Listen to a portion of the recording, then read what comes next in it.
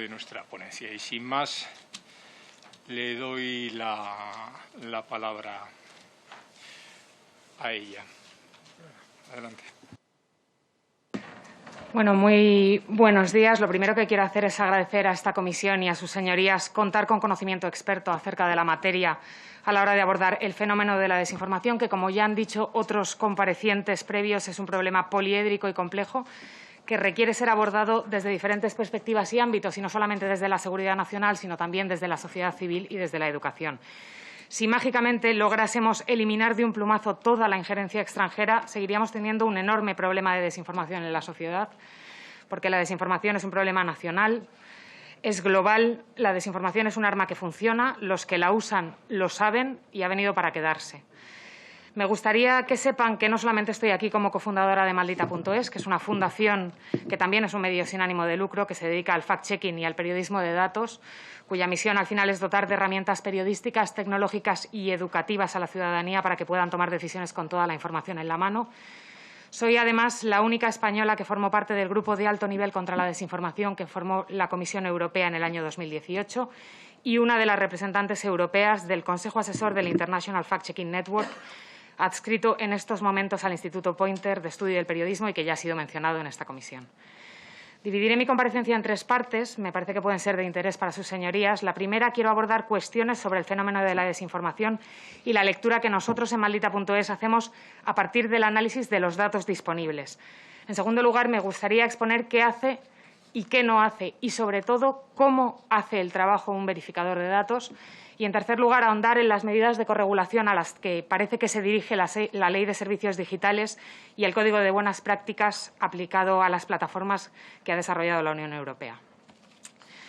El doctor Salaverry ahondó ya en la cuestión de por qué es preferible desterrar el término fake news y hablar de bulos y de desinformación, así que no voy a entrar en eso, pero sí me gustaría hacer una aproximación al fenómeno de la desinformación, que no es nuevo, pero que ha cambiado una serie de cosas con respecto a hace 15 o 20 años dentro del panorama mediático e informativo, que ha hecho que casi todo cambie. Ha habido una indudable pérdida de credibilidad en los medios de comunicación relacionada con la desconexión con el ciudadano que se evidenció con la crisis económica y que los medios no han sido capaces de recuperar. Y esto no lo digo yo, lo dice el Digital News Report del Reuters Institute de la Universidad de Oxford, que hace un informe anual del estado de periodismo a nivel mundial y también por países. Analiza las tendencias y señala que solo el 36% de los españoles tiene confianza en las noticias en general. Lo peor es que el informe de 2021, que se publica la semana que viene, dice que la confianza en las noticias mejora en la mayoría de los países analizados, pero no en España.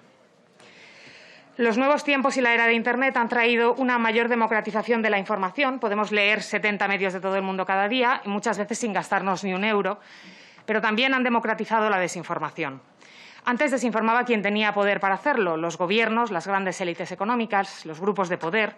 Ahora desinformar está al alcance de cualquiera. Crear una web con apariencia de medio de comunicación es fácil y barato. Hacer circular una mentira en un tuit o en un canal de Telegram y coordinarse incluso a nivel usuario para crear campañas de desinformación es todavía más fácil y más barato.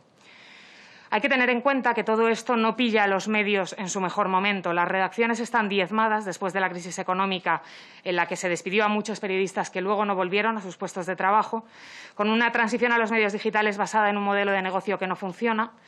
La publicidad online está mucho peor pagada que la tradicional y requiere hacer más páginas vistas y, por lo tanto, más noticias diarias para ingresar más.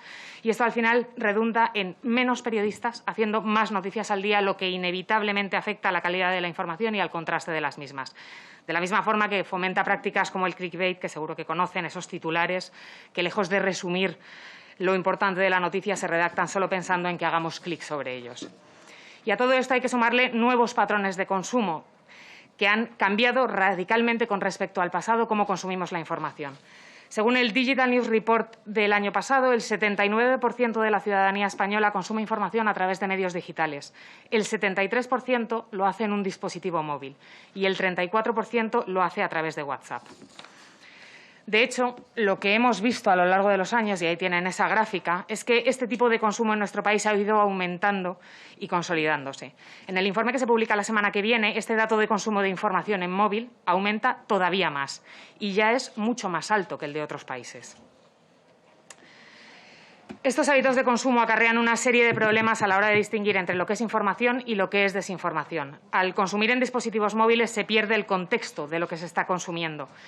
No tenemos muy claro lo que nosotros llamamos las anclas que nos han ayudado hasta ahora a los ciudadanos a distinguir entre lo que es verdad y lo que es mentira, o lo que es información y lo que no lo es. Los pitos horarios de la radio, la cabecera de los informativos, nos ayudan a saber que lo que viene a continuación va a ser información, pero eso en el mundo digital desaparece y en móvil desaparece todavía más. No vemos el contexto, no accedemos a las noticias a través de una portada atendiendo a la jerarquía decidida por una redacción. Muchas veces ni siquiera vemos la mancheta del medio en el que se supone que estamos leyendo la noticia. No hay anclas. En la pantalla de un móvil, la información y la desinformación tienen formatos muy similares y esto tiene otra vuelta de tuerca. A menudo ni siquiera consumimos la noticia, el link con el titular y con la foto, la fecha, el texto completo. A veces solamente consumimos la captura, un vídeo, un audio. Nos llegan por WhatsApp y tomamos como información sin absolutamente ningún contexto que nos ayude a evaluarlo. Y sí, esto pasa. El 34% de la población española consume información a través de WhatsApp. Es el porcentaje más alto de Europa y, además, se la cree. Lo vemos cada día en las cuestiones que tenemos que desmentir los verificadores, pero, además, lo apuntan los datos. Este es un estudio sobre los bulos relacionados con el COVID-19 que el año pasado el Reuters Institute hizo sobre cómo se informaba a la población. El 21% de los españoles consultados declaró confiar en aquello que le llegaba por WhatsApp. El 27% dijo que ni confiaba ni desconfiaba de esos contenidos. Casi la mitad de los encuestados no ponían en cuarentena el aluvión de bulos que circularon en los meses del confinamiento por nuestros WhatsApps. Este es, sin duda, uno de los grandes problemas que tenemos con la desinformación en nuestro país y que no podemos pretender enfocar solamente desde un ámbito de la seguridad nacional o de la educación en los colegios. La sociedad tiene que reaprender a consumir información en una nueva realidad y la alfabetización mediática es un requerimiento que hay que hacer a todos los niveles y en todas las edades. Me gustaría ahora ahondar en la labor de los verificadores de datos o los fact-checkers para explicar qué hacemos, pero también lo que no hacemos, que creo que a veces se confunde. Los verificadores somos principalmente periodistas especializados en datos, en transparencia o en herramientas de verificación digital que analizamos el discurso político y también el público en busca de falsedades o mentiras que puedan estar distorsionando la percepción de la realidad de la ciudadanía. Trabajamos en base a estrictas metodologías cuya finalidad es que evaluemos por igual los contenidos desinformadores independientemente de a quién afecten o quién sea el emisor, además de permitir a los usuarios repetir por su cuenta los procesos de verificación a fin de que no tengan que creernos a nosotros, sino a sus propios ojos, que dirían en Sopa de Ganso. Cada medio de verificación desarrolla una metodología propia, la adapta a sus procesos, a su región y a su circunstancia. Lo importante es que siempre aplique la misma independientemente de lo que esté verificando. Cuando hablamos de verificación digital, que es la metodología de Maldita en la que voy a ahondar, porque creo que de eso va esta comisión, decidimos lo que vamos a verificar en base a su peligrosidad y a su viralidad. No es igual de peligroso un contenido que recomienda beber lejía contra la COVID-19, que afecta directamente a la salud pública, que una alerta falsa de robos, y por lo tanto priorizamos la primera. Pero ¿cómo y para qué medimos la viralidad? Bueno, pues para verificar aquello que puede estar afectando a un mayor número de gente y para no amplificar las desinformaciones que apenas estén teniendo impacto. Existen una serie de herramientas en el mercado que ayudan a medir el impacto de esas cosas que se publican en redes sociales abiertas o en webs, pero si hemos dicho que en España el gran problema son las redes conversacionales privadas, como Telegram o WhatsApp, ahí es donde necesitamos medir el impacto. En Maldita.es hemos desarrollado una herramienta que, junto con nuestra comunidad de usuarios, nos ayuda a saber en cada momento qué se está viralizando en esas redes cerradas, qué se está moviendo y qué se está compartiendo más. Lo sabemos no porque podamos leer las conversaciones privadas de nadie, ni porque las redes nos den un acceso prioritario. Lo sabemos porque cada día más de 1000 personas nos envían lo que les ha llegado al móvil preguntándonos si es real o si es mentira a ese chatbot de WhatsApp. Una herramienta automatizada que da respuestas directas a los usuarios y que a nosotros nos permite ir almacenando los contenidos desinformadores para estudiar patrones de diseminación y medir qué es lo que está impactando en cada momento gracias a esas denuncias de los usuarios. Una vez priorizado el contenido a verificar, hay que tener en cuenta varias cosas. La primera es que no todo es verificable.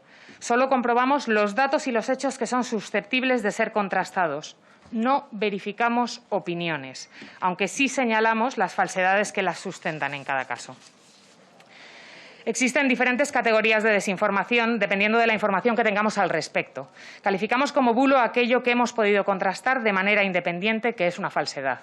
Calificamos como sin pruebas aquellos contenidos cuya falsedad no hemos podido verificar de manera independiente, pero de los que tampoco se presentan pruebas verificables de su existencia.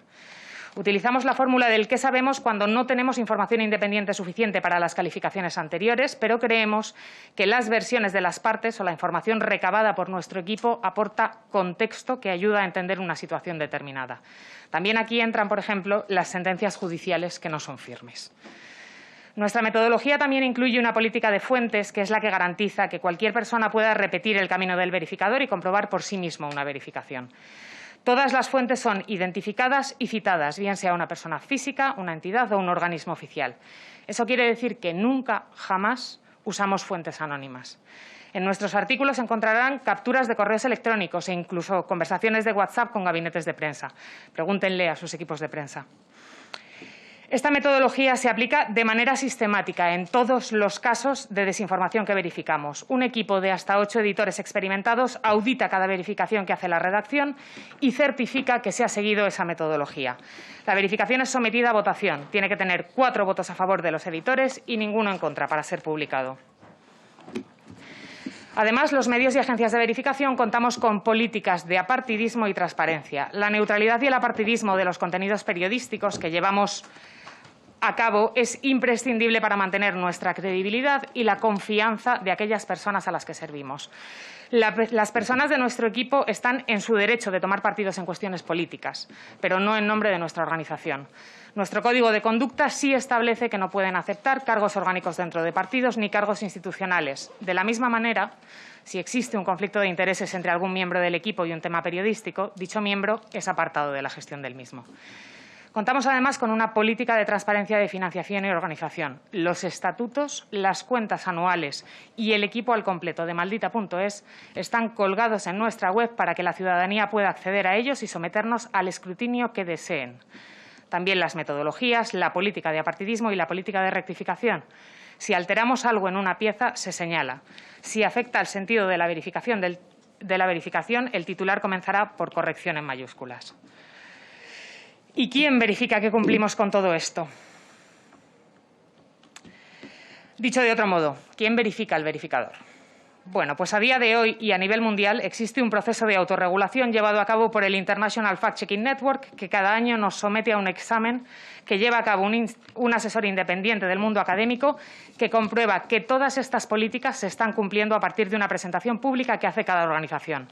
Estas auditorías, que también incluyen valorar de manera aleatoria el cumplimiento de la metodología y la neutralidad de las verificaciones, son posteriormente votadas por un consejo asesor de verificadores de todo el mundo que lee tanto la presentación pública como los comentarios del asesor académico y votan a favor o en contra del mantenimiento del sello de la International Fact-Checking Network. Yo soy miembro de ese consejo asesor. Obviamente no me voto a mí misma. A día de hoy hay 95 verificadores con este sello en todo el mundo. Los requerimientos del International Fact-Checking Network para ser un verificador son, por cierto, los mismos que a día de hoy aplica la Unión Europea. En los llamamientos a propuestas como eVerifier, el observatorio de desinformación del que les habló el doctor Salaverría, que cuenta con el apoyo de la Unión Europea y del que Maldita forma parte. También verifica el verificador cada día la ciudadanía, que decide o no confiar en nosotros. Los verificadores no tenemos ningún valor si no contamos con esa confianza. Son los ciudadanos los que nos fiscalizan cada día. Para terminar, me gustaría pararme un momento en qué iniciativas existen en estos momentos en torno a la legislación sobre desinformación a nivel europeo y cuáles creemos nosotros que pueden ser sus virtudes y sus peligros. En nuestra opinión, no tiene sentido regular sobre los contenidos porque la línea entre una legislación antibulos y la censura en lo que sí no se puede publicar y la censura es excesivamente delgada.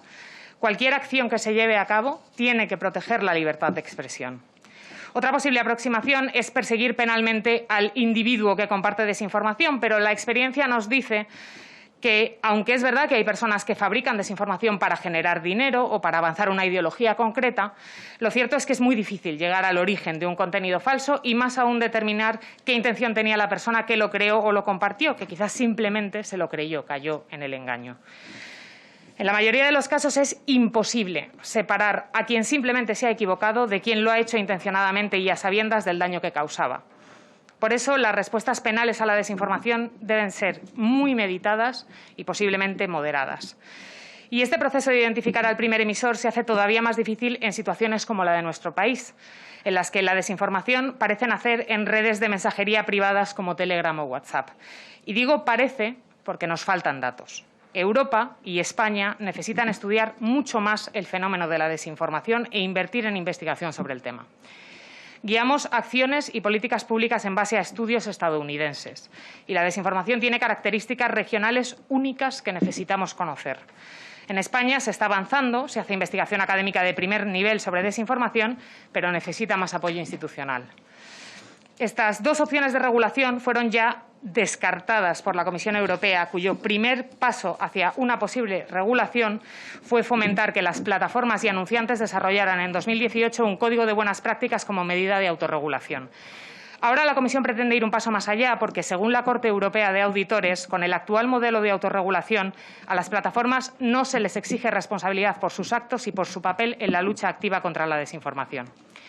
En su reciente revisión de este Código de Buenas Prácticas, la Comisión Europea le pide a las plataformas endurecer algunas medidas. Por ejemplo, poner advertencias de manera regular y consistente sobre el contenido desinformador.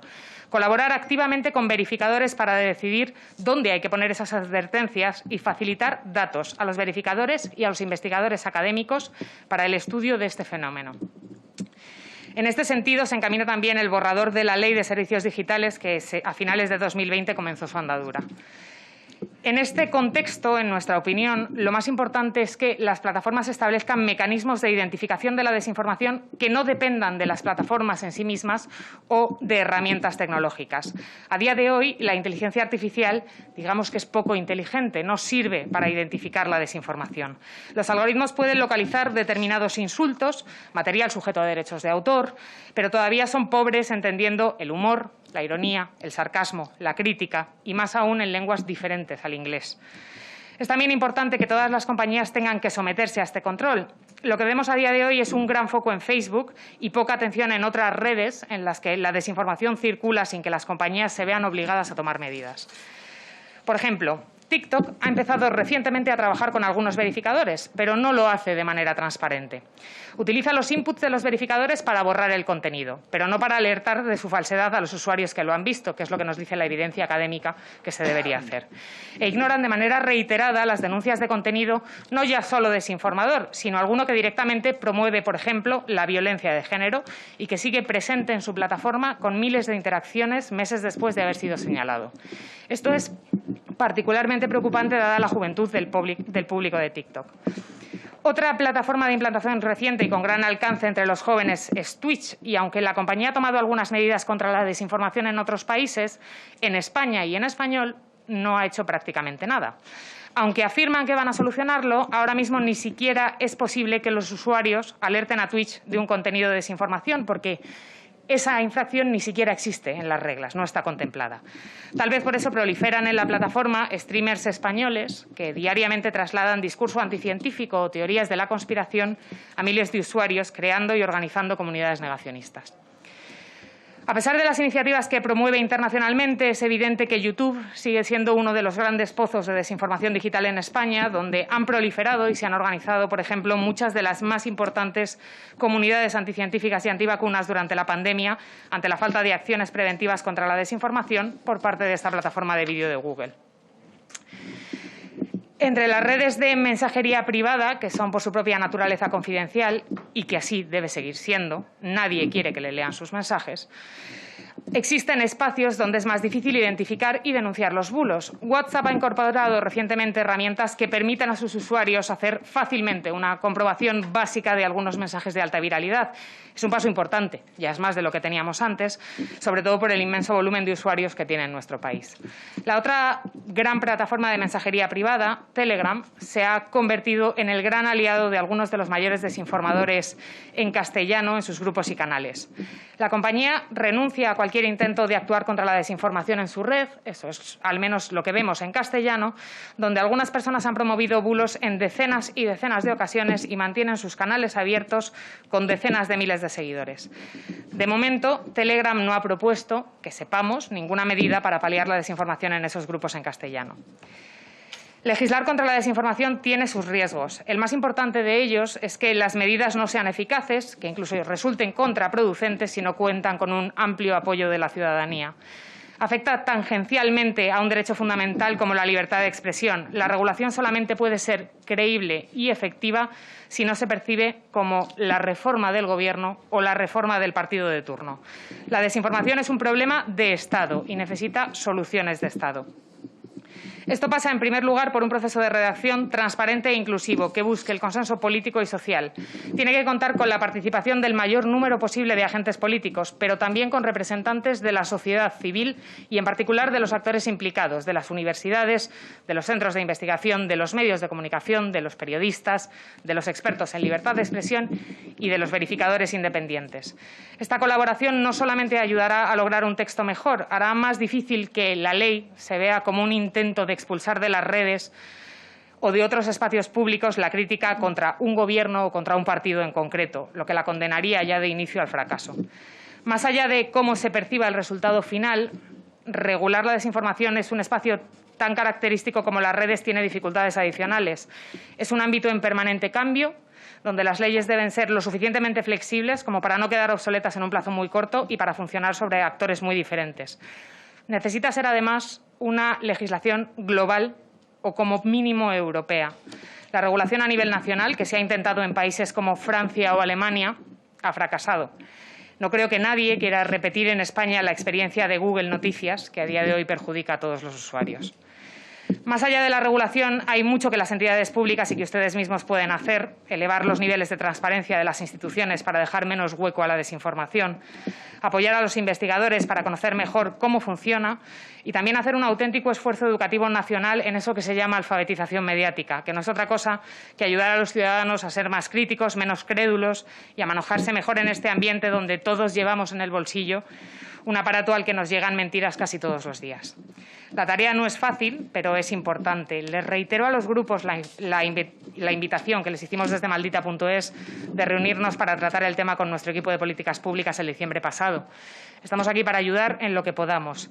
Les recuerdo también que trimestralmente Maldita.es emite un informe sobre tendencias de desinformación, tendencias legislativas y evidencia científica para el desarrollo de políticas públicas, que está a su disposición, que también se le envía a los grupos de esta Cámara. Y hasta aquí lo que vengo a contarles a priori, quedo a su disposición para cualquier pregunta que puedan tener.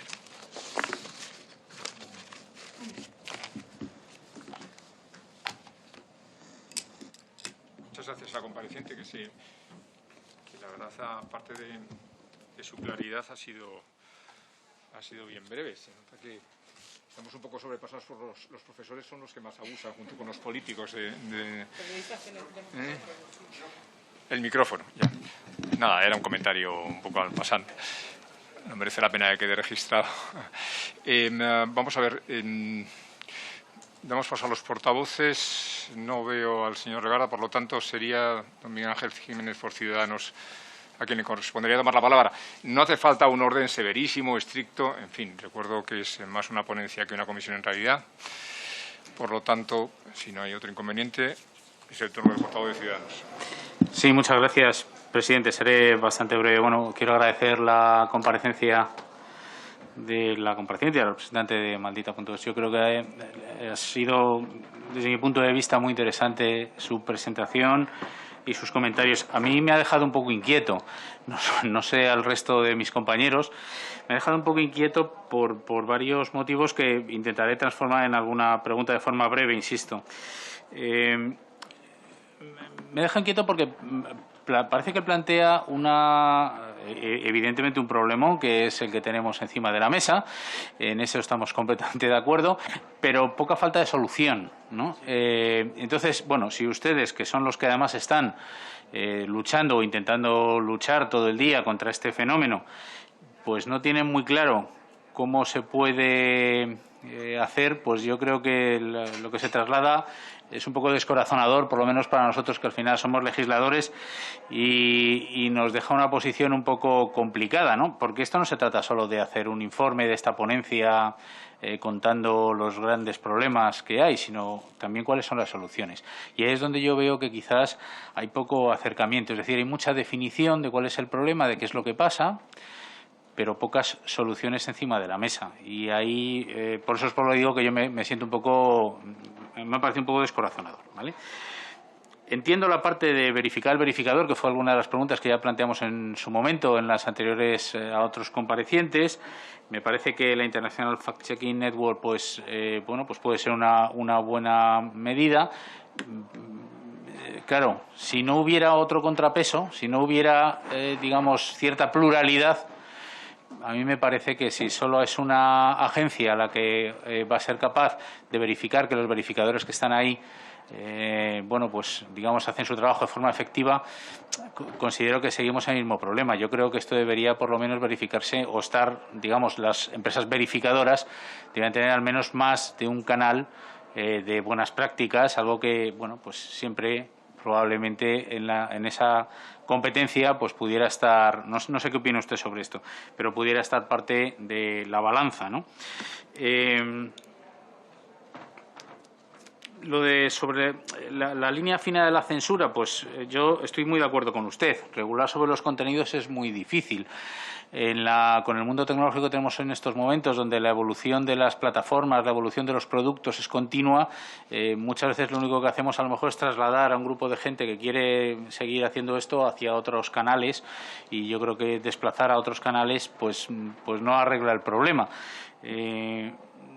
Tengo la sensación de que al final, por mucho que la gente consuma, y esto es una opinión personal, me gustaría también saber cuál es la suya sobre este sentido, se consuma desde WhatsApp o plataformas de mensajería, yo creo que el ciudadano se siente mucho más alarmado cuando hay una noticia que es falsa y que es recogida por algún medio de comunicación, que no cuando te llega por un WhatsApp o que te llega por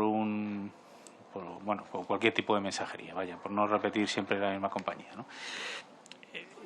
Y aquí es donde veo poca autocrítica por parte de los medios de comunicación. No sé usted cómo lo ve. Yo veo poca autocrítica por parte de los medios de comunicación y un poco... O sea, entiendo el problema que usted menciona, de que es que, claro, después de la crisis las redacciones tienen poca gente, pero eso no es problema del consumidor. Yo creo que esto al final es un ejercicio de la profesión, del periodismo, en un mundo pues como el mundo moderno, pues evidentemente está abierto a la competencia, está abierto al libre mercado y por tanto pues cada medio debe ser capaz de organizarse como sea necesario, pero haciendo las cosas bien, que eso es distinto, porque eso es como usted me cuenta, que hombre, como han salido lo de las VTC, pues los taxis entonces como tienen muchos problemas, pues bueno, van a saltarse el código de circulación.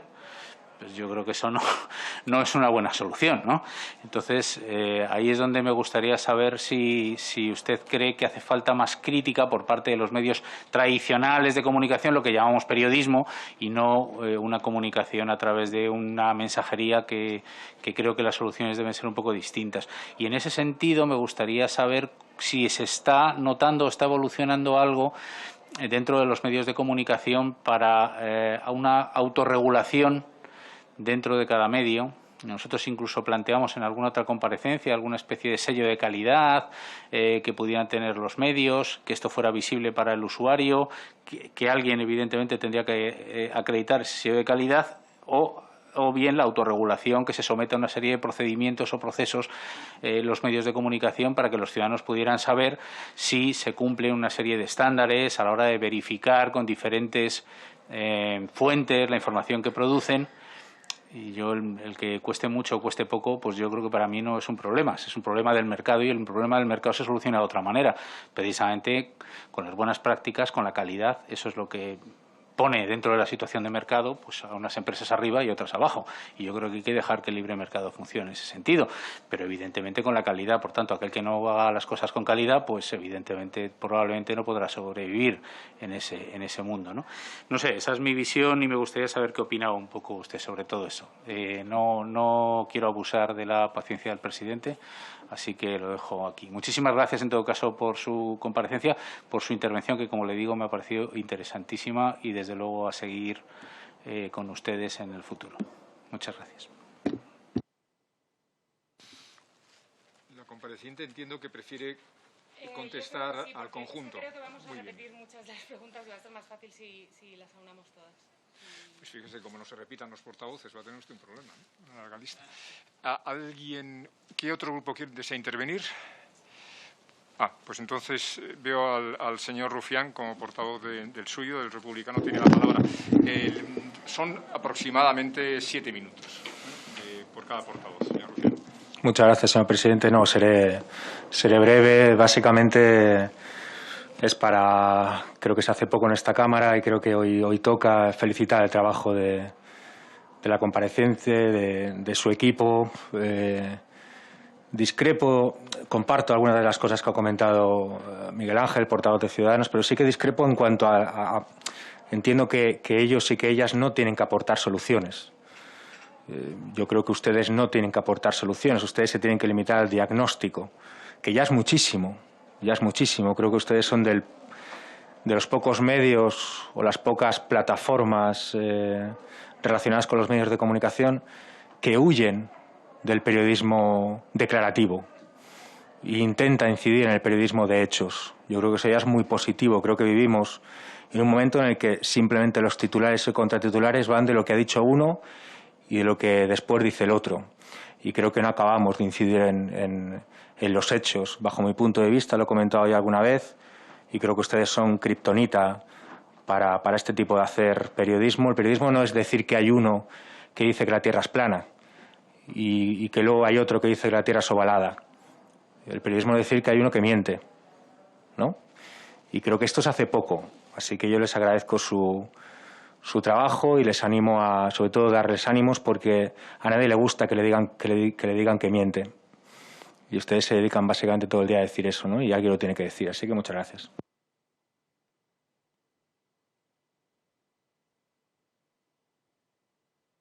Gracias al portavoz. ¿Quién desea intervenir? El señor... Sí, el portavoz del grupo de Podemos. El señor Cortés tiene la palabra. Gracias, presidente.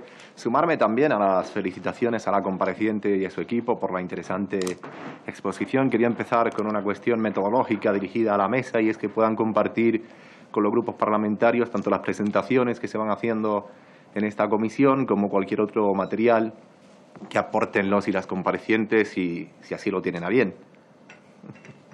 A la letrada, me dice el presidente. Y ahora ya sí, entrando en la cuestión, yo creo que sí es relevante abordar la cuestión ¿qué son las fake news? ¿Cuál es su novedad?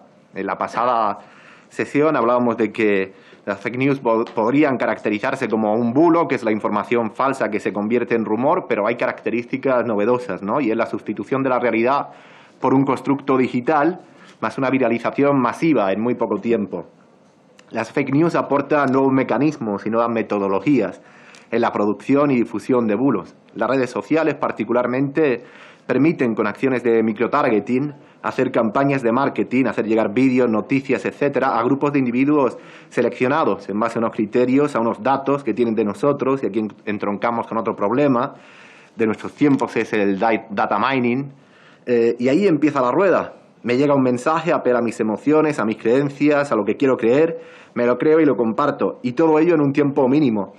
Y además vivimos en una sociedad, en sociedades cada vez más polarizadas, que son el caldo de cultivo perfecto para apelar a las emociones que marcan la difusión de noticias falsas, dando lugar a lo que se ha llamado como las burbujas informativas o las cámaras de eco, donde las opiniones no convergen, sino que cada vez tienden más a la divergencia.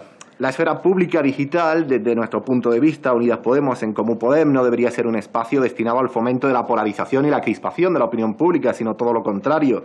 Debería ser un espacio que articule La deliberación ciudadana debería propiciar espacios de encuentro y el surgimiento de algunos fenómenos, como la enorme cantidad de bots diseñados para automatizar la desinformación que ha emergido, si cabe, de manera más invasiva durante la pandemia, requieren de una respuesta por parte de los poderes públicos a fin de preservar el derecho fundamental de acceso a la información veraz en la época del capitalismo digital. Y precisamente el artículo 20 de nuestra Constitución reconoce el derecho a comunicar o recibir libremente información veraz. En Verdad y Política, Hannah Arendt ya nos advertía de que la libertad de opinión es una farsa si no se garantiza la información objetiva y no se aceptan los hechos en sí mismos. Y actualmente los sociólogos que estudian la materia han planteado una curiosa metáfora.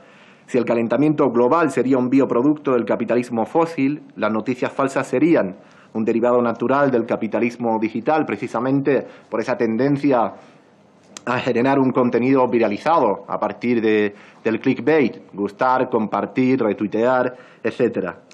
Se han ido tomando diversas medidas, usted ha hecho mención a algunas, sobre la autorregulación de las plataformas digitales y, de hecho, la Comisión Europea impulsó en diciembre de 2020 su propuesta de que las redes sociales y otras plataformas tecnológicas se enfrenten a multas de hasta el 6% de sus ingresos globales si no cumplen con las órdenes para eliminar la propaganda terrorista, en este caso los discursos de odio u otras publicaciones ilegales.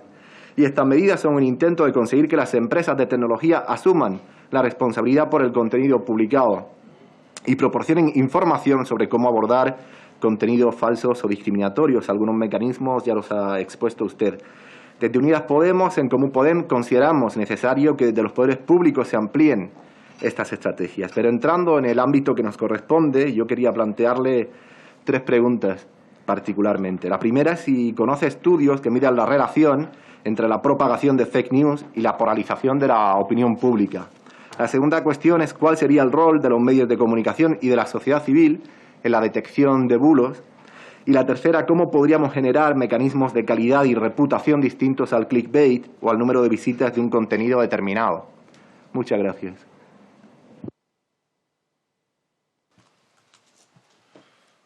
Gracias al portavoz también por claridad y brevedad.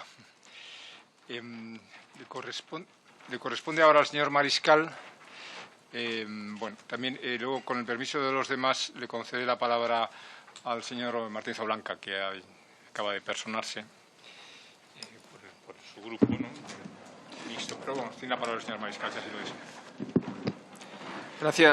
Gracias, presidente. Buenos días, señora Jiménez.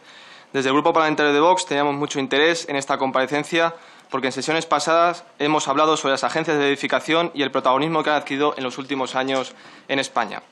Durante las comparecencias anteriores que venimos realizando en esta comisión, se ha definido a estas agencias como actores esenciales en la lucha contra la desinformación. Y es posible que los españoles que estén siguiendo estas sesiones hayan podido tener la sensación de que antes de que existieran las verificadoras nadie combatiera la mentira. Pero ¿cuándo nacieron las agencias de verificación y por qué? ¿Realmente las agencias de verificación que hay en España trabajan para perseguir la mentira o tienen otro propósito? Usted, señora Jiménez, conoce muy bien las respuestas de estas preguntas como fundadora de una de las primeras agencias de verificación en España, Maldita.es. Pero empecemos por el principio.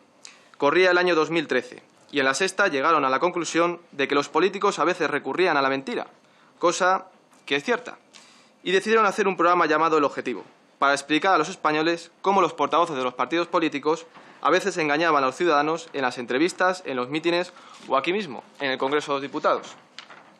Usted formaba parte de ese programa que se componía de secciones como Sé lo que hicisteis en el último contrato, Fact Check, El Españolisto y Maldita Hemeroteca, que se emitían los domingos por la noche. El programa empezó a mejorar en audiencia y se consolidó como uno de los espacios estrellas de La Sexta. Y fue aquí cuando a usted se le encendió la bombilla y decidió crear Maldita.es.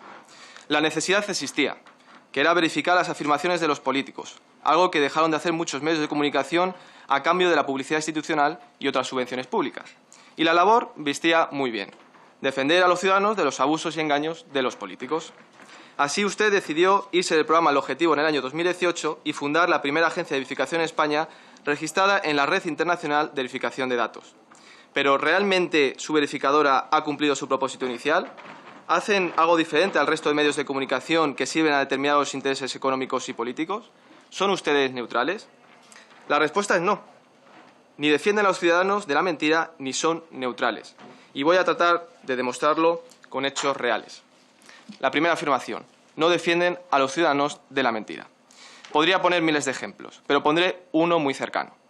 Durante la pandemia, que ha acabado con la vida de miles de personas, muchos periodistas, comunicadores, médicos y científicos han tratado de buscar la verdad sobre el origen del virus.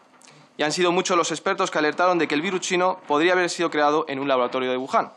Y ustedes señalaron sus publicaciones como bulo en su web y también en las redes sociales. Ustedes publicaban el 28 de enero de 2021, hace tan solo 6 meses, lo siguiente. No hay evidencias de que el coronavirus fuese creado en un laboratorio. Y continúan diciendo, diferentes contenidos conspiratorios de todo tipo han afirmado que el COVID habría sido obra del ser humano, creado en un laboratorio chino como un arma biológica para lograr distintos fines. Sin embargo, es un bulo que no hay evidencias científicas de que el coronavirus haya sido creado en un laboratorio. Pues bien, hace unas semanas hemos conocido que John Biden ha ordenado a los servicios de inteligencia de Estados Unidos realizar una investigación sobre el origen del coronavirus, al existir estudios solventes que indican la posibilidad de que el COVID fuese creado en un laboratorio chino. ¿Qué van a hacer ustedes con todo ese contenido que han etiquetado como falso? ¿Qué van a hacer con todos esos ciudadanos científicos, médicos y periodistas a los que ustedes les han difamado? Pero hay más. ¿Para quiénes han estado trabajando ustedes durante la pandemia? ¿Para defender a los ciudadanos o para defender al Gobierno? ¿Qué pasaría si yo, aquí, en estos momentos, dijese que la mascarilla no sirve para protegerse del coronavirus? Usted diría que soy un negacionista y que estoy difundiendo bulos. Pues esto es lo que dijo el Gobierno nada más comenzar la pandemia, cuando se produjeron los primeros contagios masivos. Y esto es lo que decían ustedes en maldita.es. No hacen falta las mascarillas para protegerse del coronavirus. Es mejor lavarse las manos con frecuencia. Qué casualidad, ¿verdad? La cruda realidad es que ustedes han pasado de perseguir las mentiras de los políticos para defender a los ciudadanos a perseguir a los ciudadanos y a los periodistas para proteger a determinados políticos y lobbies. Ustedes en los últimos años se han dedicado a difamar a determinados medios de comunicación alternativos y a los periodistas y comunicadores que han cuestionado el discurso oficial del Gobierno. Y también, y aquí viene lo realmente grave, a los ciudadanos, tal y como se los ordenan las grandes plataformas de redes sociales con las que ustedes han firmado contratos millonarios. Y aquí la segunda afirmación que he realizado antes. Ustedes no son neutrales. Podría poner aquí miles de ejemplos del sesgo ideológico que aplican ustedes y también casos que hemos sufrido en Vox. Pero no lo haré porque mi tiempo es limitado, solo tengo 7 minutos, pero daré 2 pistas y un ejemplo. La primera pista es una pista muy sencilla porque ustedes ni disimulan. Cualquiera que entre en maldita.es se puede encontrar las secciones que ustedes destacan: migración y feminismo. Y es que ustedes están utilizando su certificado de la Red Internacional de Verificación de Datos para atacar los movimientos políticos que defienden las soberanías nacionales y las fronteras y para difundir los argumentarios de los movimientos feministas que promueven la guerra entre hombres y mujeres. Y, por cierto, la Red Internacional de Verificación de Datos fue creada por el Instituto Poynter, instituto financiado por el globalista multimillonario George Soros. Y aquí está la segunda pista. Y he hecho un ejercicio que animo a hacer a los españoles. He entrado en el apartado Nosotros, de maldita.es, y he buscado quién forma el equipo que se encarga de explicarnos cuál es la verdad de los hechos. Y he buscado en Twitter qué dicen de Vox, del Partido Popular y de Ciudadanos. Y dicen de todo, que si somos racistas, homófobos, cavernícolas. Uno de ellos, en su cuenta de Twitter, dice: Ortega Smith, además de un poco nazi, es un machista de mierda. Vaya sorpresa, cierro comillas. O sobre nuestro portavoz Iván Espinosa: es un fraude, además de un nazi. Y es que esto es lo que dicen de nosotros los trabajadores que usted tiene para verificar la supuesta verdad y la supuesta mentira. Y animo a los diputados del Partido Popular y de Ciudadanos a que busquen lo que dicen de ellos en las redes sociales. No se lo diré a los diputados del Partido Socialista de Podemos porque de ellos no hacen este tipo de descalificaciones. Fraude, señora Jiménez, es lo que son ustedes. Por cierto, un fraude que a ustedes les funciona muy bien. ¿Cuánto dinero ha ingresado usted durante el año 2020? Y sobre todo, ¿cuánto dinero que ha ingresado procede de las arcas públicas? Porque ustedes firman contratos con programas de televisiones públicas, autonómicas también, por ejemplo, con el programa Las Cosas Claras, que todos conocemos que, en fin, se caracteriza por ser un programa con un sesgo ideológico y que, por supuesto, no es neutral. Y, por cierto, su antigua jefa, Ana Pastor, tampoco le ha ido nada mal. A los pocos meses de irse usted del objetivo para fundar la verificadora maldita.es, Ana Pastor fundó la agencia Neutral, que en el año 2019 ingresó más de 4 millones de euros. Y voy terminando ya, señora Jiménez, para decirle que es legítimo que ustedes funden un medio para ofrecer un servicio y ganar dinero con ello. Pero lo que no es legítimo es que se autoproclamen adalid de la verdad, cuando en realidad lo que están haciendo no es servir ni a la verdad ni a los ciudadanos, sino a los intereses de determinados lobbies políticos y empresas que les pagan para hacerlo.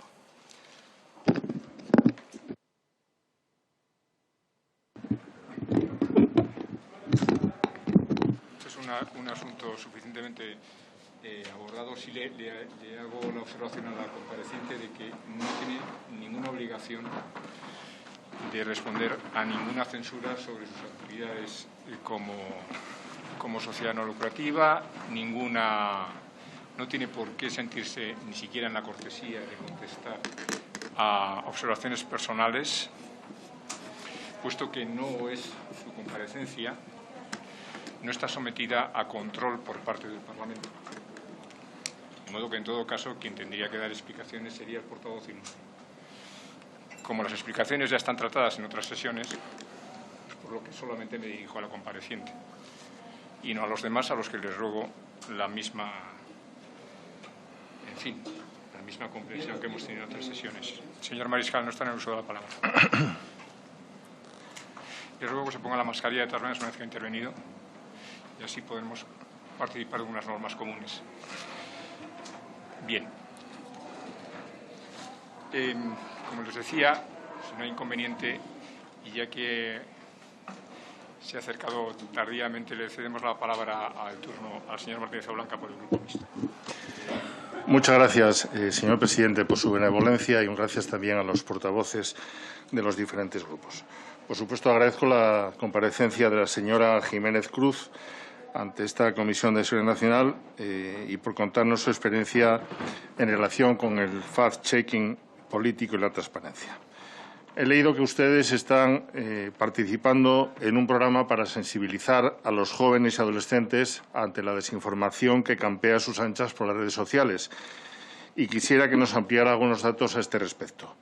Aquí en el Congreso existe una comisión específica de derechos de la infancia y la adolescencia en la que con bastante frecuencia se plantean cuestiones relacionadas con los peligros de las redes sociales y, efectivamente, uno de esos peligros es la proliferación de la desinformación y de mensajes nocivos cuya difusión se multiplica en cuestión de muy poco tiempo e impacta en la sociedad, sobre todo en la sociedad juvenil, de forma muy negativa y con daños irreversibles.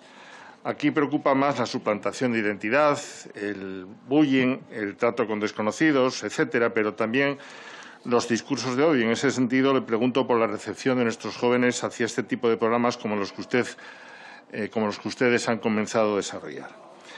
Asimismo, le quiero pedir un comentario sobre los medios de comunicación.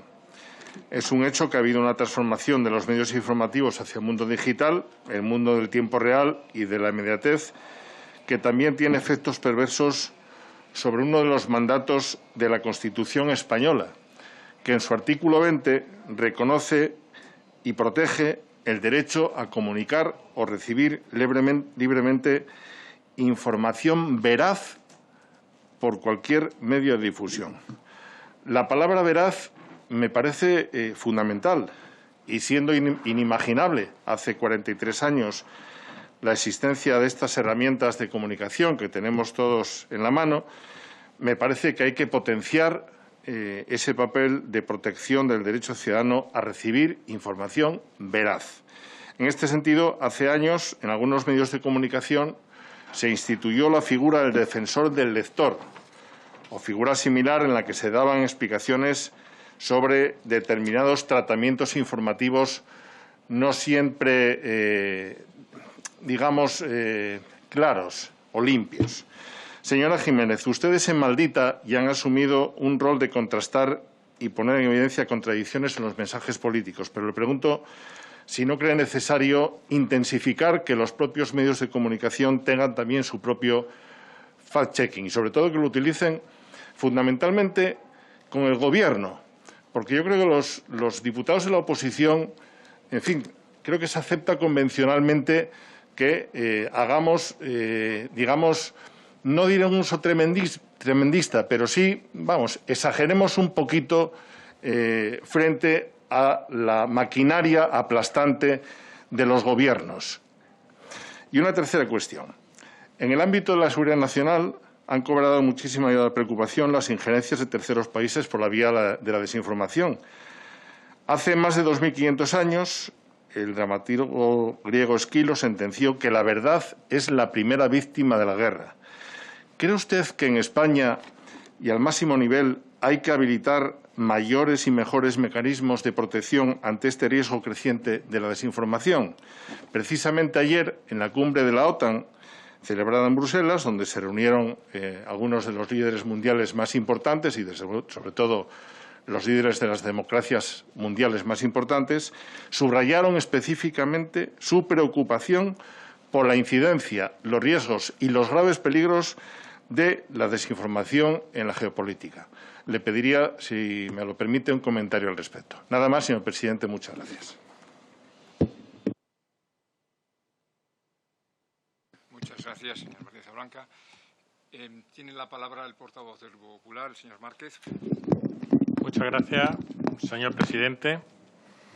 Muchas gracias, señora compareciente, por estar aquí. Y la verdad que me ha parecido muy interesante la intervención que ha tenido, especialmente al principio con respecto a los datos de la pérdida de credibilidad de los medios de comunicación y todo lo que ha sido sobre la democratización de la información. No sé si compartirá conmigo en que la sociedad ha cambiado mucho, en que en los últimos 15 años, bueno, pues si hace 15 años era prácticamente imposible dirigirse al presidente de los Estados Unidos y, sin embargo, ahora con un tuit uno se puede dirigir y te lo puede hasta leer, ¿no? Es decir, realmente los comportamientos han cambiado mucho.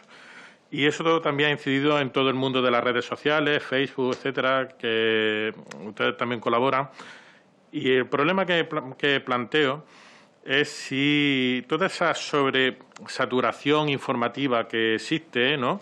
No están también, incluso todo ese grupo de mentiras y emociones, no es parte del negocio de entidades como, por ejemplo, Facebook, ¿no? Es decir, yo escribo en mi página de Facebook y de pronto me sale un señor que no sé ni quién es, Capitán América, anónimo, y de pronto dice, tú eres un fascista. Y me insulta y realmente el negocio, en cierta medida, de todo este tipo de plataformas, no solamente ha sido la mentira, ha sido fomentar el anonimato, de hecho todavía sigue. Hablar de contenidos que apelan a las emociones, más que otra cuestión, y sobre todo tener debate encendido.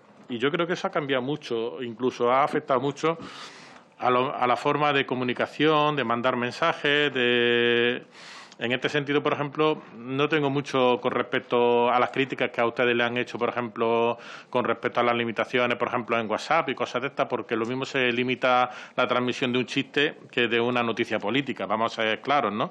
Pero sí es verdad que, como decía el profesor Salavarría, casi la verdad es lo de menos. Lo más grave de todo esto es los efectos emotivos, las emociones que despiertan la carga emocional. Y me preocupa más en la situación de los medios de comunicación, sinceramente, más que en los mensajes de WhatsApp, ¿no? Es decir, yo ahí, su trabajo ahí, pues tampoco tengo creo que ha estado bien en lo que ha expuesto. Pero en los medios de comunicación, pues sí es verdad que ellos, al final, como dice un dicho, ¿dónde va Vicente? ¿Dónde va la gente? ¿Y dónde van los medios de comunicación? Para las plataformas también, tipo Facebook, etcétera, donde está todo el mundo y necesitan hacer titulares un poco llamativos, que antiguamente a lo mejor en periodismo, pues bueno, pues se daba un titular un tanto objetivo y después la noticia pues podía tener el tono o la libertad de prensa que pudiera tener ese medio, ¿no? O de edición que pudiera tener ese medio, pero ahora mismo ya prácticamente el titular ya te intenta llamar la atención porque el negocio es precisamente darle al titular, clicar, tener publicidad y ese es el negocio por el que se vive, ¿no? Entonces, eso probablemente, no sé si su opinión, si eso ha fomentado un poco lo que siempre se ha llamado el amarillismo, ¿no? De los medios de comunicación, ¿no? Y claro, el problema, lo importante es que te lean, ¿no? Y entonces, claro, el problema es cómo se controla eso. Porque eso podría ser dentro de lo legítimo dentro del medio de comunicación, de que un titular pues, pueda ser una opinión o una cuestión que pueda tratarse. A mí me ha preocupado, por ejemplo, me gustaría, en la medida de lo posible, han dicho que es una agencia de datos. Pero no sé, ¿no? Al principio, al inicio, que ustedes son una agencia de datos. Me gustaría saber si esos datos que ustedes tratan, manejan, Estamos hablándolo en términos de decir, nosotros solamente comprobamos hechos, intentamos verificarlos, o que ustedes son una sociedad de datos, es decir, que ustedes controlan el análisis de datos, que es otra cuestión diferente, porque a mí me ha cabido la duda y me gustaría, si fuera en este segundo sentido, pues si ustedes recolectan datos, cómo hacen ese tratamiento, cómo lo almacenan, cómo lo integran, si lo hacen a través de ingenieros, etcétera, etcétera, cómo lo comprueban todo eso, ¿no? Y qué tecnología utilizan. Y el problema, por ejemplo, lo he visto en dos medios de comunicación que han criticado concretamente a Maldita, ¿no? Usted sabe los casos concretamente, ha sido Voz Populi y ABC, por dos noticias que ellos habían publicado, donde parece ser que Maldita había dicho que eso parecía bulo, y ellos, en el fondo, han iniciado editoriales diciendo, bueno, ¿y quién controla a los verificadores? Como usted bien ha expuesto anteriormente, ¿verdad? Sí me preocuparía que en un momento determinado se entre o pudiera derivarse problemas, y no sé usted qué opina al respecto, de crear crisis de reputación a medios de comunicación que después están en la guerra de que si yo he dicho la verdad, usted no lo ha dicho la verdad, etcétera, ¿no? Como, por ejemplo, se han dado esas cuestiones, cómo las gestionan, cómo las han gestionado concretamente, este tipo de cuestiones, por ejemplo, con respecto a esos dos medios de comunicación, ¿no? Eso a mí me ha hecho pensar varias cuestiones. Primero, si es razonable que las empresas privadas tengan potestades propias de los poderes públicos. Esa es una de las cuestiones que, por ejemplo, me ha surgido. Que una empresa o que empresas, ustedes son una fundación, hay otra que se ha mencionado anteriormente, que no tengo por qué mencionar ahora, pero que es empresa. O sea, si es realmente razonable que la empresa que está controlando la veracidad o no de los medios de retrocomunicación esté participando del mismo mercado en los que los demás participan, que sea un miembro más del mercado. Porque, claro, ahí ya empieza a surgir dudas de realmente, a lo mejor aquí se ha dicho, yo lo voy a decidir de otra manera, de si puede haber algún tipo de crisis de intereses, ¿no? Con respecto a determinados medios de comunicación, ¿no? Lo digo más por otros medios, no lo digo por usted, o se lo digo más por otras empresas, ¿no?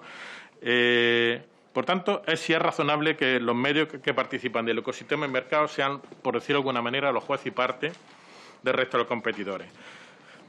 La duda también me surge es quién es el cliente al final de un verificador. Si el cliente final es el lector o el cliente final es quien le paga. Ese es el problema que también me gustaría compartir con usted. Me gustaría también saber qué opina usted que agencias públicas sean también verificadores.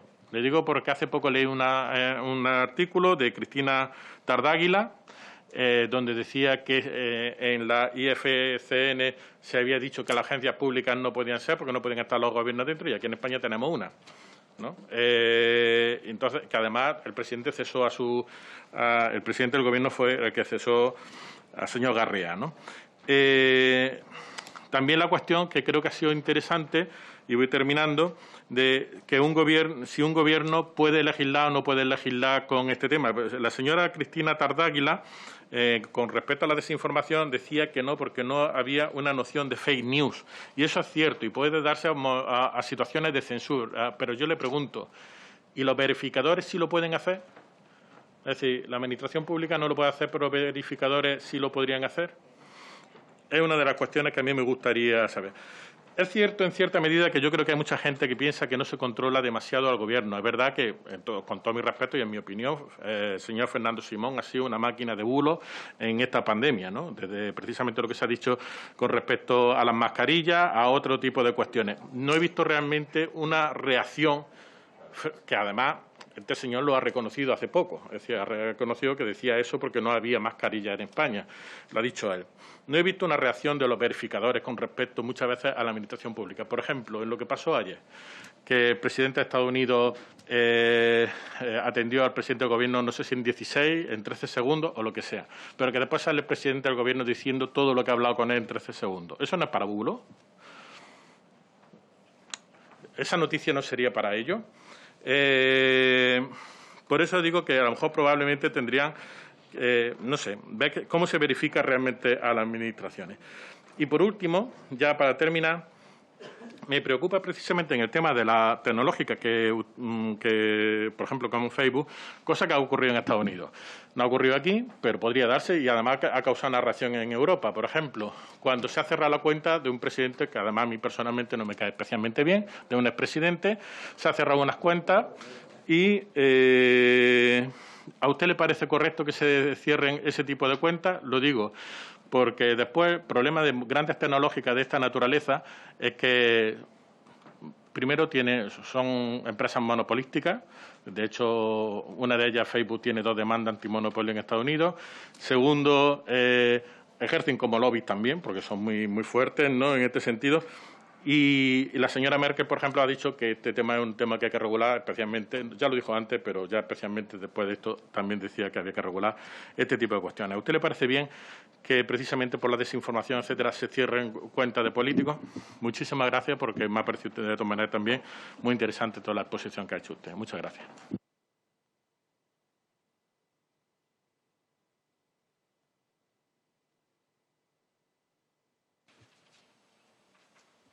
Cerramos el turno de portavoces con la intervención del representante del PSOE, su portavoz titular. Adelante. Representante, gracias. Gracias, presidente. Bueno, en primer lugar, agradecerle a la señora Jiménez, sobre todo la claridad en la exposición que ha tenido. Y darle la enhorabuena por el Premio Europeo de Periodismo que recientemente Maldita.es ha recibido.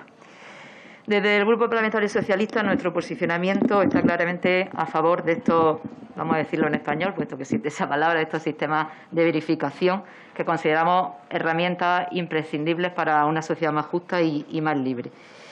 Antes del auge de las redes sociales, los medios tradicionales controlaban todo el proceso de creación y de difusión de la información. Ahora, sin embargo, cualquiera, entre comillas, puede producir información en el formato que desee y distribuirla en las plataformas de Internet. La desinformación se extiende principalmente con titulares, usted lo ha comentado aquí, ¿no? Compartimos enlaces en las plataformas sociales sin ni siquiera haber leído el contenido de las noticias. Según un informe de la Universidad Estadounidense de Columbia, un 59%, una cifra bastante elevada, ni siquiera llega a abrir el vínculo adjunto al mensaje. Nosotros consideramos que ustedes son un servicio público de comprobación. Los argumentos en contra, bueno, ya hemos oído hoy algunos aquí, ¿no? Que quien chequea al controlador, que si se le da más publicidad a los bulos, si se dicen. Yo creo que también usted ha aclarado que a través de entidades como el IFCN están controlados. Tampoco es nuevo el atacar al mensajero, ¿no? Hemos visto cómo se producen campañas de agresión y de desprestigio a los fact-checkers. Desde luego, todo lo que molesta se ataca en todo el mundo, no solamente en España. Y principalmente de los partidos de ultraderecha que viven de los bulos y se regodean en ellos, son los principales que atacan a estas plataformas de comprobación. Y desde luego nos parece, señor portavoz de Vox, una falta de respeto a la ponente que viene aquí porque le hemos invitado a decir lo que opina sobre, en este caso, sobre la desinformación, y de luego un desconocimiento y una ignorancia total de su labor de parlamentario y de lo que el objetivo de esta subcomisión. Tendrían que hacerse ver por qué les preocupa tanto la libertad de expresión, Los fact-checkers no son policías, no son jueces, son, como dicen ustedes ahí, herramientas para que no las cuelen, ¿no? Como esto es una comisión de seguridad nacional, también me gustaría que nos comentara si ustedes comprueban si hay acciones coordinadas detrás de estos bulos o de esta desinformación. Una segunda pregunta que le haría, porque he visto que realmente a nivel mundial tampoco son tantos los sistemas de verificación o los verificadores, mejor dicho. El problema sí es global y tiene en muchas partes la misma metodología. ¿Están ustedes coordinados en red? Es decir, ¿ustedes trabajan con otros fact-checkers que existan en Europa, en Estados Unidos, en Sudamérica? Porque, como digo, el problema es común. Y luego, por lo que un poco también le hemos llamado, ¿qué podemos hacer desde el Parlamento, ¿no? Aquí no coincido con el señor Rufián. ¿Cómo podemos también en nuestra responsabilidad adelantarnos a lo que viene o realmente a lo que ya está aquí? Ha sido clara respecto a la normativa, que en fin, no lo suele regular sobre contenido. A nivel europeo también ha sido lo suficientemente clara. Y bueno, también la pregunta es si los códigos de buenas prácticas son suficientes, si el límite entre la libertad de expresión y el regular, que es siempre un límite muy complicado, si basta solo con el Código de Buenas Prácticas, los códigos de buenas prácticas. Ha puesto varios ejemplos de plataformas de reciente creación, como TikTok, que parece que, bueno, que no son suficientes, ¿no? Y luego también, desde luego, estamos de acuerdo que es un problema de Estado y que también desde aquí podemos instar al Ejecutivo a hacer campañas de políticas públicas, tanto a nivel educativo como en la sociedad en general, sobre todo campañas de alfabetización digital, ¿no?, que creemos que es muy importante. De nuevo, agradecerle su claridad y tendremos en cuenta sus conclusiones para esta subcomisión, que se trata precisamente de estudiar este problema y de aportar desde esta Cámara las soluciones que veamos entre todos más viables. Muchas gracias.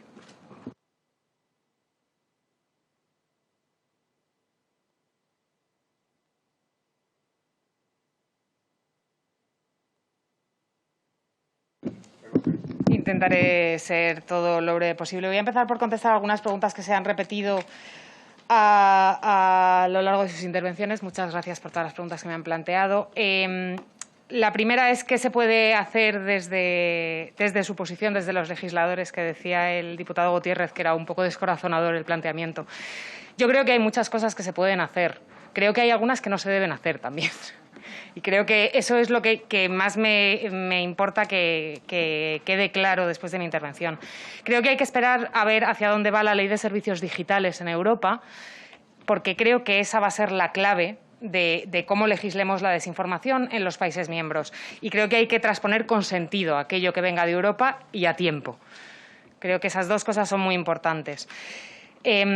Una de las cosas que va a hacer esa ley de servicios digitales, que está contemplada y que también está ya haciendo la Comisión en esas revisiones que hace el Código de Buenas Prácticas, es poner presión sobre las plataformas para que normalicen sus sistemas de identificación de desinformación, normalicen el trabajo con los verificadores y, además, sean de alguna manera responsables de lo que hacen. Creo que ha habido otro diputado que también ha hecho alusión a ello.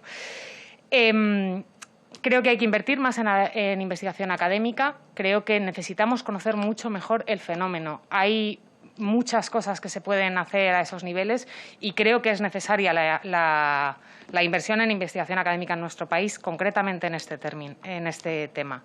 Y luego creo que hay que invertir en educación a todos los niveles, en alfabetización mediática, y les decía que siempre estamos hablando de los institutos y de los colegios, y creo que la realidad es que tenemos una población que no voy a decir que es analfabeta digital, pero que sí que tiene que reaprender a consumir en los nuevos canales de información por los que circulan las noticias y tiene que aprender a distinguir entre lo que es verdad y lo que es mentira de nuevo. Y creo que tenemos que hacer campañas de alfabetización mediática a todos los niveles y a todas las edades. Ha habido muchos de ustedes que han hablado sobre la responsabilidad de los medios de comunicación. Yo no quiero quitarle responsabilidad y no creo que los medios de comunicación tengan que ponerse de perfil en este ámbito, ni mucho menos. Pero creo que no son el único problema. Creo que existen ya una serie de mecanismos que regulan a los medios de comunicación y luego existe una cosa que creo que es vital, que es que los medios de comunicación básicamente responden a sus lectores y cuando meten la pata y borran en lugar de rectificar o cuando todo el rato están produciendo desinformación, al final los lectores son conscientes. Y creo que ese mecanismo ya está ocurriendo. Además, hay otra cosa que está pasando y lo hemos visto avanzar mucho en el último año, que es que uno de los problemas que había causado la desinformación, que era esa falta de modelo de negocio, está empezando a virar. Ha tardado mucho más que en otros países, pero ahora ya no todo es publicidad en la mayor parte de los medios de comunicación de nuestro país. Y eso creo que también es importante, porque significa que ese contrapeso de solamente estar buscando el clic va a ir variando también. Creo que ya lo hace, de hecho.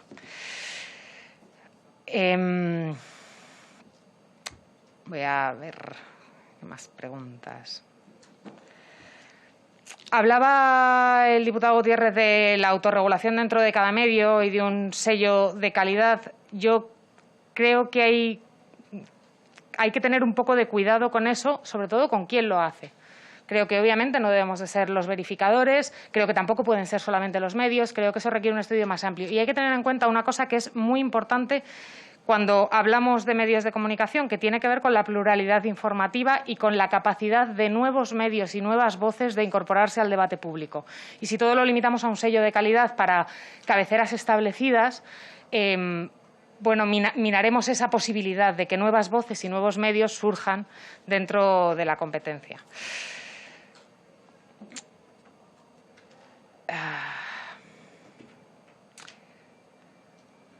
Vamos a ver. Hablaban también el diputado Cortés de los bots y de cómo proliferan. Yo creo que los bots no son el mayor problema de la desinformación a la que nos enfrentamos, al menos no en nuestro país. Tendemos a ver muchos bots en plataformas abiertas y creo que además los bots sí que son ese tipo de campaña de desinformación que las plataformas son rápidas a la hora de atajar. Creo que las identifican lo suficientemente rápido en estos momentos. Creo que tenemos que pensar en otro tipo de cosas. Me pedía usted estudios que midan relación entre la desinformación y la polarización. No me lo sé de memoria, pero tenemos una unidad de investigación académica dentro de Maldita.es a la que le podemos pedir los estudios y facilitárselos si son de su interés. Y preguntaba también cuál sería el rol de la sociedad civil en la detección y en la propagación de bulos. Bueno, yo he empezado la comparecencia diciendo que este es un sistema poliédrico, un problema poliédrico. Yo creo que es muy importante que los ciudadanos se impliquen en combatir las mentiras y la desinformación en las redes y en sus conversaciones y en su día a día. Y esa es una de las estrategias que ha perseguido Maldita desde el principio, el pedirle a la gente que cuando nosotros le desmentimos algo, vuelvan a sus grupos de familia y amigos y los desmientan. Para empezar, porque no hay mejor portavoz de los datos y los hechos que alguien que te es cercano y que no seamos nosotros, sino que sea tu primo, tu amigo, Y para seguir, porque esa es la única manera en la que vamos a llegar a los espacios que de otra manera son invisibles e inaccesibles para los verificadores y para los medios. Entonces, necesitamos que sean los propios ciudadanos los que formen parte de esa solución. Y de ahí también esa insistencia, y siento ser reiterativa, en invertir en alfabetización mediática a todos los niveles. Creo que es importantísimo. Preguntaba usted también, generar mecanismos de calidad y reputación distintos al clickbait. Creo que eso está medio respondido con la idea de que estamos avanzando hacia nuevos modelos de negocio dentro de los medios de comunicación y que al final son los propios usuarios los que directamente atacan ese tipo de cuestiones. No voy a contestar a todas las aseveraciones que ha hecho el señor Mariscal, pero hay algunas que sí que me parece que es importante señalar. Lo que sí le ruego a la invitada es que procuremos no entrar en una polémica. No pienso entrar en una polémica, no se preocupe. Ha hecho una aseveración que nos ha echado en cara relacionada con la idea del origen del virus. La ciencia es así. La ciencia tiene un consenso y evoluciona y actualmente, incluso a día de hoy, sigue sin haber suficiente evidencia científica para decir que el virus proviene de un laboratorio chino. No voy a entrar en las polémicas. Hay una cosa que me ha sorprendido bastante, que es esa idea de que trabajamos para el Gobierno y para perseguir las mentiras de otros políticos, pero no del Gobierno. Me sorprende y quiero dejarle algunas anotaciones de las cosas que ha estado contando Maldita a lo largo de esta pandemia. Después de no respondernos, de ocultar y de negar la existencia del comité de expertos, el Gobierno nos entregó la lista de los nombres de los miembros del Comité Técnico de la Desescalada, que publicamos. Fuimos también el medio que contó que España fue el único país que necesitó que la Comisión Europea le aclarase que podía bajar el IVA de las mascarillas, que lo hizo en abril y que lo bajó muchos meses después. Fuimos también el medio que contó que Sanidad reconocía que no había hecho ninguna evaluación interna sobre la gestión de la pandemia, a pesar de que Fernando Simón había dicho que se iban a hacer. Y, por cierto, fuimos también el medio que publicó que el Estado había paralizado la transparencia durante el estado de alarma. Una información que su grupo parlamentario utilizó para hacer una pregunta al Ejecutivo en enero de 2020 diciendo que éramos plataformas de fiscalización de transparencia y examen de la veracidad de los hechos. Hasta aquí van a ir mis preguntas para el diputado de Vox. El diputado Blanca creo que me ha preguntado sobre el programa que tenemos con la FAD sobre desinformación y discurso de odio, que está enfocado principalmente a jóvenes de entre 14 y 29 años. Ellos han desarrollado con el Instituto Reina Sofía un informe sobre cómo afecta el discurso de odio y la desinformación a los jóvenes, y a partir de ese informe nosotros hemos desarrollado una app educativa que se está utilizando a día de hoy en institutos y colegios de toda España, y que la idea es evaluar cómo esa app consigue ayudar a los jóvenes a identificar y combatir el discurso de odio dentro de sus espacios. Esa evaluación está en camino y probablemente creo que nos queda alrededor de un año de proyecto para ver efectivamente cómo ha funcionado y que veamos si es una herramienta útil, que a priori los resultados que estamos recibiendo es que sí que lo es. Me ha preguntado también por las injerencias de terceros países en la desinformación y por establecer mayores y mejores mecanismos. Yo no soy una experta en ese ámbito y, por lo tanto, voy a evitar contestarle. No establecemos autoría o motivación de cuáles son las desinformaciones que llegan. Obviamente, somos personas y las analizamos y las vemos, pero no vamos más allá. Y el señor Márquez me ha preguntado por la pérdida de credibilidad de la información y la saturación informativa y cómo fomentan las redes el anonimato. Bueno, yo creo que hay que tener en cuenta que, dado que desconocemos, y este es uno de los problemas en los que ha incidido tanto la Comisión Europea como nosotros, el cómo funcionan los algoritmos y cómo funcionan los mecanismos de control que establecen las plataformas, es muy difícil que podamos tener una respuesta a eso. Por eso también una de las grandes exigencias que ha tenido el Código de Buenas Prácticas desde el inicio es que se facilite más información y más transparencia, que es lo que nos va a permitir también poder conocerlo mejor. Y creo que es importante que ese tipo de datos, incluso aunque estén protegidos por cuestiones de confidencialidad y de competencia, se puedan facilitar de alguna manera a grupos de estudio que puedan analizar y establecer cuáles son los patrones y si efectivamente lo que más nos enseña Facebook al final es lo que apela a nuestras emociones o ese tipo de cosas. Me ha preguntado por el análisis de datos, que lo que entiendo que le interesa es si nosotros recolectamos los datos de las personas o de la desinformación que recibimos. Sino que al principio he entendido como que utilizan los datos, y hay dos cosas de datos: la expresión datos, bueno, pues como he hecho, es decir, como siempre se ha hecho en periodismo, o como empresa de datos, que es diferente. Que entonces, claro, lo que se hace es verificar datos, obtener datos de redes sociales, de todo, hacer una ingesta de esos datos, analizar cuáles son necesarios, no necesarios, y después, pues, obviamente, a la hora de tomar decisiones se utilizan o no. Claro.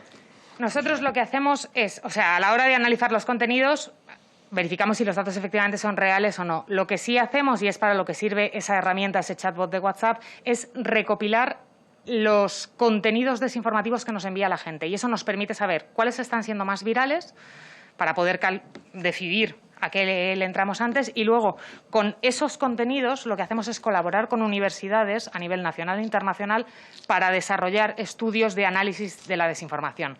No solamente pues cómo nos han llegado, qué es lo que se ha viralizado en cada momento, sino cómo han avanzado en el tiempo, si son desinformaciones recurrentes que vuelven, que es una de las tipologías que encontramos, cuáles son los formatos que más vemos, cuáles son los formatos que generan mayor impacto, cuáles son los bulos que cambian de formato, que primero empiezan como una captura, se convierten en un vídeo y en un momento dado incluso son un audio. Intentar analizar ese tipo de cosas siempre con otros organismos investigadores para poder aprender más del fenómeno, básicamente. Preguntaos también si es razonable que una empresa privada tenga potestades de poderes públicos. Bueno, nada más lejos que querernos arrogar esos poderes públicos. No. Nosotros hacemos desmentidos. Quien quiera usarlos, informarse con ellos, lo utiliza y lo hace y aplica luego además otras decisiones al respecto si quiere, pero nosotros no lo hacemos por eso. Nuestro consumidor último, y creo que usted lo decía, ¿quién es el cliente último? Es el ciudadano. El fin de nuestro trabajo diario es que los ciudadanos tengan un lugar al que recurrir para entender qué es verdad y qué es mentira en su día a día. Y para eso trabajamos. Y luego hacía referencia a un artículo de Cristina Tardaguila sobre las agencias públicas siendo verificadores. Pues este es un debate bastante constante dentro del International Fact-Checking Network. No es verdad, o por lo menos No lo es porque es evidente que la agencia EFE pertenece al International Fact-Checking Network, así que basándonos en hechos no lo es, que no puedan entrar las agencias públicas, pero sí que es verdad que ha habido debate al respecto. Yo creo que hay que tener en cuenta, una de las personas que escribió el código, que es un profesor de una universidad inglesa que durante muchos años fue periodista de AFP y que luego dirigió un medio de fact-checking que se llama Africa Check, lo que decía es que no se puede hacer una norma general para todos los países del mundo en relación a las agencias públicas, porque hay lugares del mundo que necesitan verificadores y en los que solamente una agencia pública tiene la capacidad de hacer ese trabajo. Y hay lugares del mundo en los que una agencia pública no puede ser el verificador porque depende directamente del Gobierno. Lo que viene a decir ese profesor es que hay que analizar cada caso y analizar en cada momento el trabajo que hace ese verificador. Por eso, esa evaluación que hace el International Fact-Checking Network se repite cada año. Y existen casos de verificadores que durante 2 años sí fueron aceptados o avalados por el International Fact-Checking Network y el tercero no. Y me preguntaba usted también por si hay que cerrar las cuentas de presidentes del Gobierno. Bueno, la teoría que nosotros creemos que se debe aplicar es que las condiciones en las que se cierran o no sean transparentes y siempre las mismas en todos los casos. Que no sea una decisión en un momento dado, como pareció que fue la de Facebook con respecto a Donald Trump, sino que existan una serie de casos en los que las cuentas se cierran, seas el presidente de Estados Unidos o una persona anónima, sino que todos cumplamos los mismos estándares. Y voy cerrando con la diputada del Partido Socialista que me preguntaba sobre si comprobamos las acciones coordinadas detrás de los bulos y las desinformaciones. Un poco la respuesta que le hacía el diputado Blanca. Nosotros no somos expertos en ese ámbito. Es verdad que identificamos patrones y estamos desarrollando una serie de herramientas que nos permitan analizar mejor cuándo esos patrones existen, pero no vamos más allá también porque no podemos, o sea, no es tan sencillo. Podemos más o menos identificar, le pongo un ejemplo, que una desinformación sobre cuestiones migratorias se pone en circulación en 5 o 6 tipologías a la vez en la misma semana. A mí eso me parece un indicio de que detrás puede haber una campaña, pero yo no puedo rastrear el origen y, por lo tanto, no puedo señalar al creador de la campaña en ese ámbito. Me preguntaba si estábamos coordinados en red. Sí, lo estamos. El International Fact-Checking Network, además de ser el órgano regulador que nos otorga y verifica la categoría de fact-checking, es una alianza de fact-checkers que nos permite trabajar en red y coordinarnos. Nos vemos una vez al año, pero además hablamos de manera regular todos los meses para ayudarnos. Ha sido evidente, por ejemplo, con la COVID-19, que la desinformación que empezaba en Italia, 2 semanas después estaba en España, 3 semanas después estaba en el Reino Unido, 5 semanas después estaba en Latinoamérica. Y esa red nos ha permitido anticiparnos a los posibles bulos que íbamos a recibir. Además, existen otras redes de coordinación, una sudamericana que se llama LATAM Chequea, en la que España, y en concreto Maldita, está fuertemente integrada con el resto de países hispanohablantes y con los que hacemos muchos proyectos. Y también existe una red, esta sí, un poco más floja, por decirlo de alguna manera, en Europa, pero que se va a ver fortalecida en los próximos meses, porque la idea con la que estamos trabajando desde los verificadores españoles, pero también desde los verificadores de otros países, es que de cara a la legislación de las plataformas dentro de la Unión Europea, también los verificadores tenemos que tener cierta voz dentro de la Unión para poder apostar por las cosas que creemos que pueden ayudar y poder, sobre todo, arrojar luz a los europarlamentarios y a las instituciones a la hora de desarrollar esas leyes con el conocimiento que tenemos. Y yo creo que ya he terminado. Muchas gracias.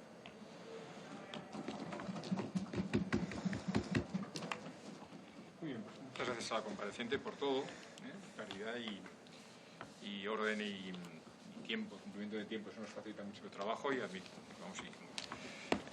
mucho gusto todas las indicaciones que nos ha hecho llegar, procuraremos tenerlas presentes para nuestro trabajo y supongo que por parte de los ponentes habrán de seguir en contacto con ustedes y otros centros similares, ¿no? Yo le iba a hacer una pregunta, pero me la ahorro y ya se lo he referido a la educación digital, ¿no? y a la credulidad particularmente española sobre medios de comunicación, pero vamos, lo dejamos para otra ocasión. Sobre medios de información. Bueno, pues muchas gracias. ¿Podemos tener unos minutos de descanso? Aunque ya el siguiente compareciente está listo. 5 minutos y reanudamos, por favor.